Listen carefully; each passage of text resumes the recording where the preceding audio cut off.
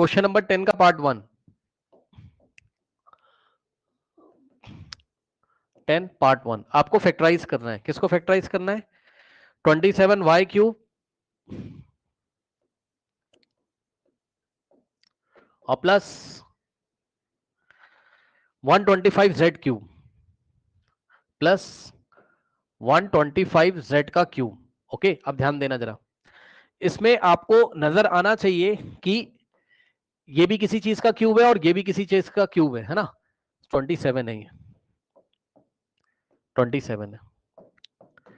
समझो जरा, आपके दिमाग में तुरंत आना चाहिए कि ये भी किसी चीज का क्यूब है, ये भी, यानी कि x cube plus y cube type का ये बन रहा है। समझो, देखो हमने क्या पढ़ा हुआ है, पहले आप इसको लिख लो ठीक से। क्या करोगे? 27 किसका है? 27 वाई क्यूब किसका क्यूब है? 3y का, तो 3y का होल क्यूब प्लस 125 किसका क्यूब होता है? 5 का, तो 5z का होल क्यूब। सही है? ओके, नाउ अब ध्यान से चेक करिए, ये कैसा लग रहा है आपको? ये कैसा लग रहा है आपको? नाउ सी हियर, ये लग रहा है आपको कैसा? X cube plus y cube. क्या था अभी अभी पढ़ा था? X cube plus y cube के फैक्टर क्या होते थे बताइए?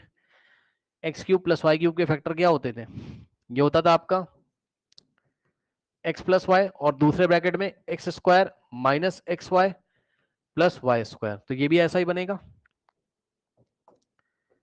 ठीक, ध्यान से चेक कर लो, एक्स का क्यूब जहां जहां एक्स है क्या आ जाएगा? 3y, एक्स की जगह 3y का क्यूब है यहाँ, और वाई क्यूब है तो वाई की जगह क्या आ रहा है? 5z। तो जहां जहां क्या आ रहा है? एक्स, एक्स की जगह हम क्या लेंगे?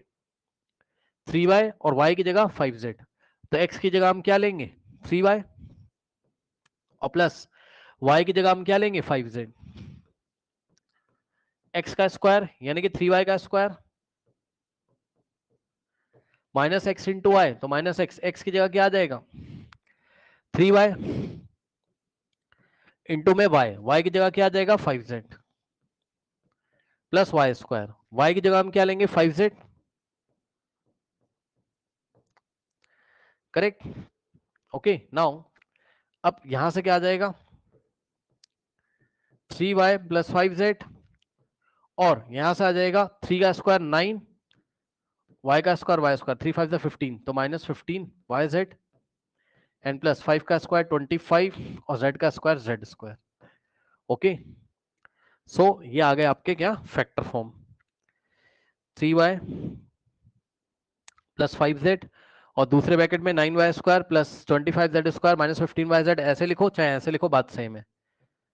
आप इसको रीअरेंज करके भी लिख सकते हो, क्या पता पीछे आंसर शीट में ऐसे आंसर दिया हो, पहले स्क्वायर वाले टर्म्स आ रहे हो, यानी कि 9y स्क्वायर और प्लस 25 z स्क्वायर और माइनस का 15yz। सही है ना? इस तरीके से, करेक्ट, इस तरीके से। सो आप इसको देख लीजिए, इसको कर लीजिए, ये पार्ट 1 है, पहले आप इसको कर लो, फिर मैं आपको सेकंड पार्ट कराता हूं इसका। यहीं पे क्वेश्चन नंबर 10 का पार्ट 2। सो पार्ट 2 में आपको गिवन है, देखिए ध्यान से, 64m cube, 64m cube minus 343n cube. ठीक है, अब ध्यान से सुनो, तुरंत आपके दिमाग में आना चाहिए क्या? 64 किसका क्यूब होता है? 4 का, तो इसको लिखेंगे 4m का whole cube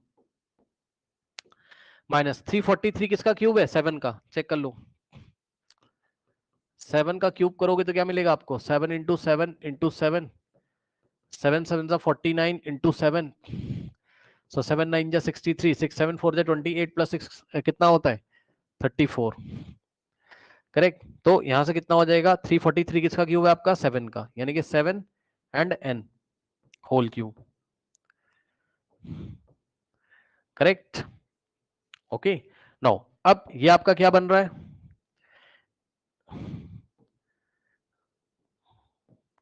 x cube minus y cube. क्या होता था? एक्स माइनस वाई, और दूसरे ब्रैकेट में क्या होता था आपका? X square plus x y और प्लस वाई स्क्वायर। तो यहां से क्या आ जाएगा? 4m cube minus 7n cube, मतलब x की जगह क्या आ रहा है? 4m और y की जगह क्या आ रहा है? 7n। तो x की जगह 4m माइनस y की जगह हम क्या रखेंगे 7n, करेक्ट। फिर यहां पे क्या है x का स्क्वायर यानी कि 4m का स्क्वायर और प्लस x इंटू वाई, तो x की जगह क्या आ जाएगा आपका 4m, यहाँ पे x की जगह आ गया 4m और इंटू में y की जगह क्या यूज करोगे आप 7n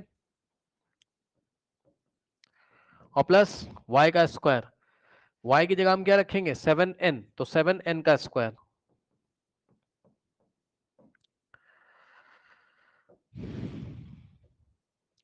नाउ यहां से क्या आ जाएगा आपके पास 4m minus 7n, okay, and 4 square is 16, m square is m square plus 4 7 28 mn plus 7 square is 49, n square is n square.